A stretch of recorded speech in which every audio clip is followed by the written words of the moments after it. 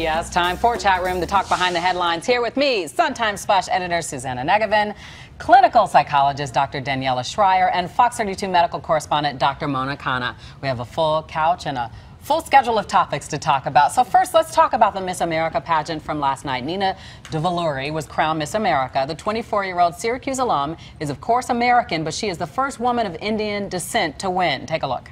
Your new Miss America is...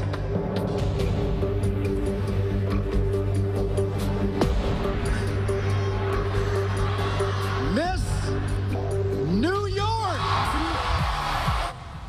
Well, as soon as that tiara was put on her head, a barrage of racist tweets flooded the internet. Some of them said things like, if you're hashtag Miss America, you should have to be American. And when will a white woman win Miss America? Ever. And an Asian and an Indian, I thought this was Miss America. And then another person writes, okay, seriously, can we all just be happy for Nina Davuluri? Stop hating America. She is one of us. Just some of the tweets that were on the internet. Some of them have been taken down, and Twitter has also removed some of the accounts of those people who were tweeting. So obviously mean tweets. But let's bring in Dr. Mona first. Yes, she is a doctor, but did you know she was in pageants herself? So what's your take on this? I want to see the pictures of that. Right. Hopefully I don't know. I don't know if they're going to show them. Okay. But yes, I am Indian. Wow. There you go. And I'm not telling you how many years ago that was, but yes, that is me with the bangs. So I started the craze, not Michelle Obama. Uh-oh. So the difference, though, is that I actually was born in India. Now, Nina was born in America. Okay. So I think I'm American. It's very valid to say that she is American. She was born here. But remember, we all came from somewhere. Unless you're Native American, you came from somewhere. You came from a different country. So to say that she's not American, even though her descent is from India, is really disgraceful. She's a first-generation American, and many of you watching may be second, third, fourth, or even more generations of American. But we all came from somewhere. Well, yes, you did probably feel the need to explain that. A lot of people say you shouldn't have to, but what do you think about all of the negative feedback she received and that people jumped on social media immediately? You know what? I think there was a lot of ignorance because we didn't show the tweets that actually said, oh my God, how could an Arab win? Yes, oh yes, my yes, God, yes. it's only a few days after September 11th. How could a Muslim win? First, let's get the facts straight, guys, especially if you're going to be disparaging about someone. She's not Arab, she's Indian. Secondly, she's not Muslim, she is South Indian, and she may be Hindu, but she's not Muslim. So, you know, again, the facts is something that really should stand up first. And the second thing I think that is lost on a lot of people is, did you see the two finalists there? The two finalists from the two bellwether states in America, I know Illinois is one, but California and New York were both Asian. Well, that's talking right, what about some people the were talking about. progressiveness of not only pageants, but of America and how far we've come. Look at the panel of judges. Most of them were white. Look who they picked. Yep, yep. All right, I want to know what you guys think.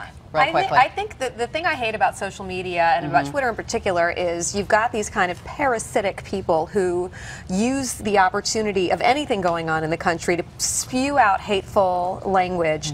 And they are a representative of such a small minority of people who actually feel this way. And yet we give them so much attention and such a large voice. And I think it actually hurts race relations in America because then people think, wow, is this the way people everywhere feel? Is this the way all people feel about Miss America? And it's not. It's a very, very minute group of people. Well, we are talking about it, yes. Dr. Daniela, I want to ask you about this because she's already come out, Nina, here, and said, you know what, I can't worry about that stuff. But what do you think the effect is psychologically on her? Well, first of all, you can't legislate acceptance and tolerance. You can make a law and people will not say things out loud, but social media allows you to go out there and actually tweet other things. Psychologically very interesting because I did my study on South Asian women, Indian women in particular. I lived in India. I lived also in Singapore. I do think actually she's a second generation US born, potentially meaning she was the first one of her family born here. She might have come here with the 65, 70 actually immigrant wave of physicians. Her father is a physician. This was a model immigrant group generally of brown people fitting in very well. remember, and you know better, but generally coming from India, you don't consider yourself brown, other than maybe the British colonialism that brought that a little bit. But you look at skin color and skin type. The lighter and fairer you are, the more valuable you would be regarded in the marriage market. But here, all of a sudden, you are a person of color. And many Indians actually, since 9/11, have the problem that they're not only confused with, for example, people from Mexico, but very often people of Middle Eastern descent, or automatically, as you say it so nicely, they're appraised of being, you know, people of Islamic faith. Very interesting. Well, thanks for telling us about that. That's something else that we didn't necessarily know was happening. You know, there's one interesting thing about what you just said, and that is in India, she would not be considered beautiful. And the reason is because in India, the fairer, the lighter skinned you are, the more beautiful you are. Very interesting. All right, well, we want to get to the next topic before we run out of time, because Paula Deen made an appearance finally. We want to show a little bit of it. She made her first public appearance on Saturday since the news broke that she admitted during a legal deposition to using the N-word. She cried as a crowd of about 1,500 people cheered her on. Oh, God. I've said all along that the one place that I would want to make my first step back out was Texas.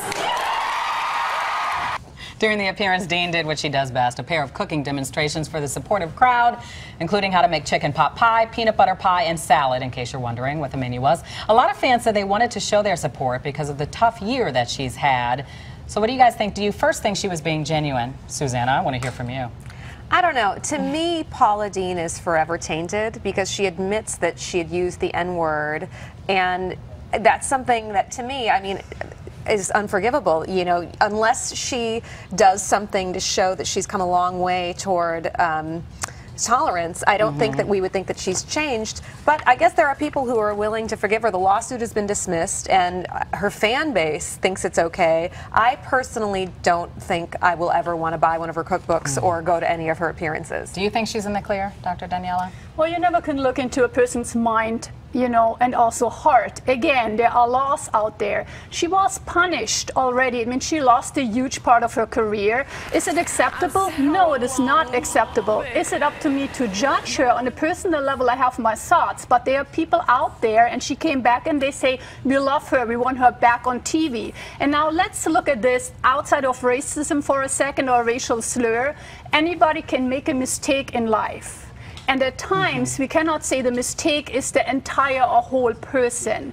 We have to see what comes forward.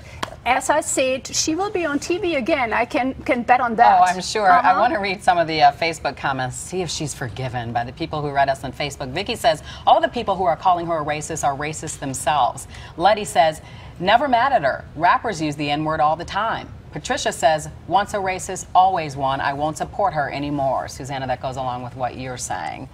I want to get to this really quickly, this next topic. A new study suggests you may want to be careful about just how early your children learn to read. A study from Finland found that children who learn to speak and read at an early age are more likely to become heavy drinkers later in life. They studied twins, 3,000 of them in fact, revealed that the sibling who spoke or read first was twice as likely to drink more alcohol than their brother or sister by the time they were 18. Experts found that not only did the early talkers and readers drink more, but they were also 4 times more likely to get drunk at least once a month compared to the later developers. Now, I called my mom, you know I'm a twin, and I said, who spoke first? And she gave the very politically correct answer, I don't remember. So let's ask Dr. Mona. I don't know. Let's see who drinks more. Who knows? Neither of us. So, you know, my take on this is a little bit different. What I think is when you start to talk more earlier, you start to read earlier, you start to do the intellectual things earlier, perhaps you will advance more intellectually, you might be more successful in your profession. And quite honestly, drinking is part of the socialization process where you interact with people. You have business lunches and business dinners. You have a cocktail. You go out on the golf course and have a beer afterwards. So I think that that's part of the process of becoming a success in America is you have to incorporate drinking. You don't have to be drunk or abuse alcohol, but you have to know how to drink. Well, this is good. We're out of time because as a twin, I don't buy it, okay? Well, coming up in chat room, the good, the bad, and the straight up ugly. We are checking out the top trends from New York Fashion Week and learning how to wear them in real life. That's coming up next. I don't know.